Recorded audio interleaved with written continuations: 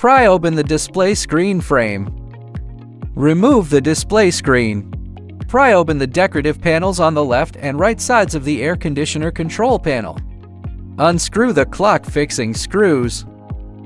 Take out the clock, interface party control wire, rear view wire, power cord and speaker wire.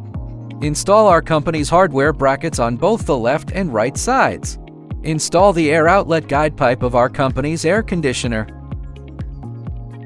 Fixing screw. Install the air vent fixing clip. Fixing screw. Remove the original car frame clip. Install on our company's frame. Display screen power cord. CAN wire. Double flashing wire. Radio antenna. 2 USB cables. Rear view wire. Install our company's display screen.